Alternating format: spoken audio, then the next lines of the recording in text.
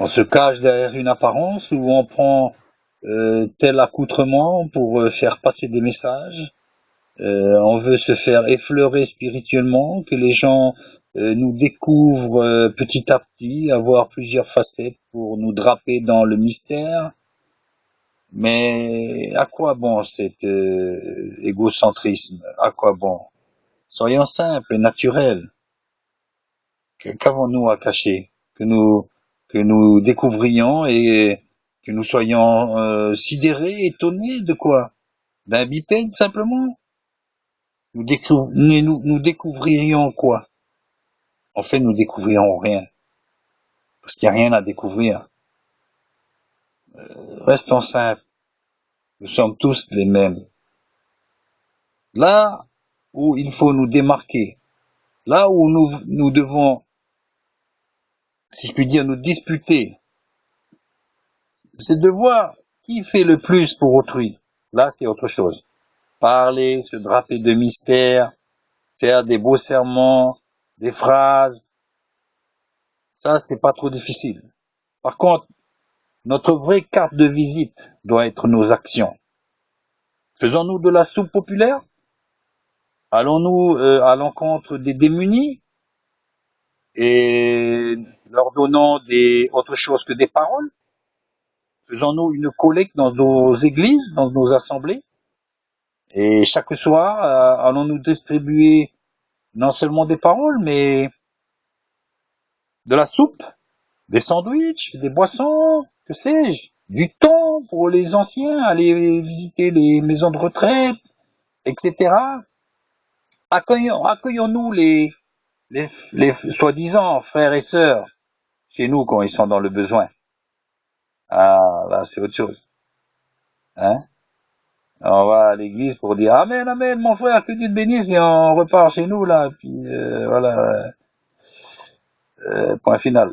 Je crois qu'on est loin du compte, là. Il faudra faire un examen de conscience, on va pas s'en tirer à si bon compte. On va pas s'en tirer à si bon compte. Ça, c'est vraiment le B et A bas, ça. Et encore, c'est vraiment la solution facile. Donc, je pense qu'il faut arrêter de se la jouer, ou alors si ce n'est pas ça, c'est de, de voir la réalité en face. On n'est pas là pour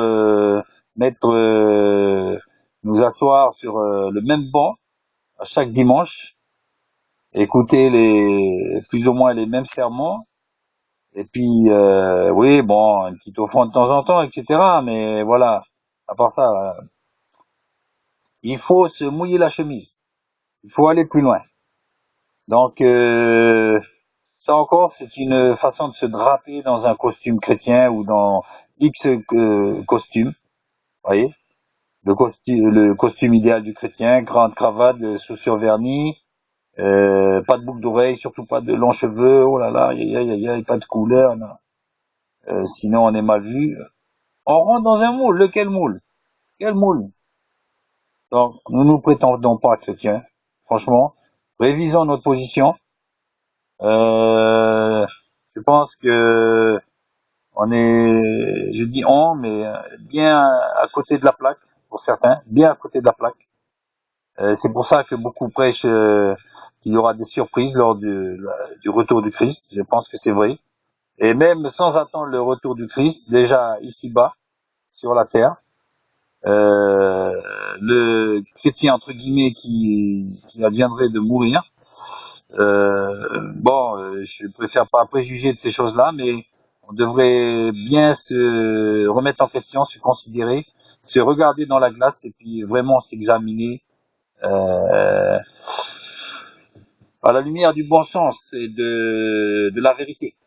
Pas se cacher derrière des versets, derrière des étiquettes spirituelles, ça c'est une autre sorte de masque.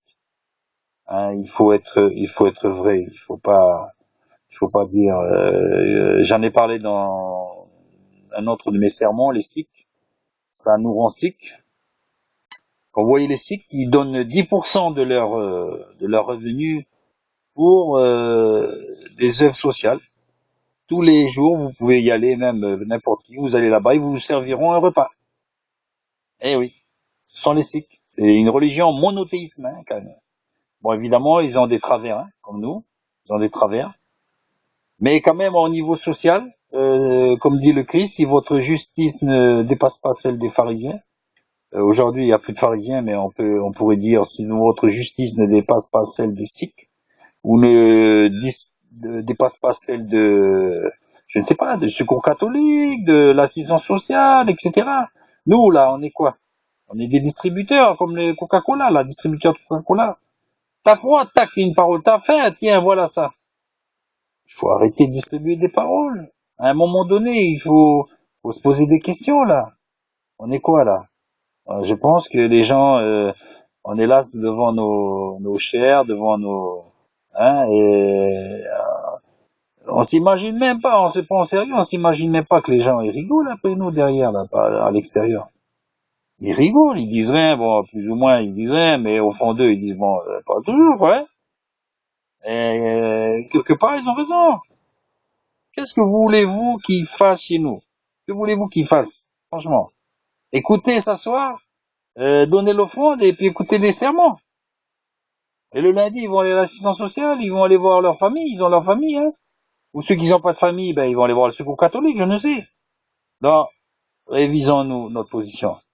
Parce que vous savez, même si on a un beau message, vous savez, euh, les gens, ils ont besoin d'autre chose vous savez, le Seigneur a dit, l'homme ne vivra pas de pain seulement, mais de toute parole qui sort de la bouche de Dieu. Cela est vrai. Maintenant, je crois que c'est le contraire aujourd'hui. L'homme et la femme ne vivra pas simplement de bonnes paroles, même si elles viennent de Dieu, mais de pain.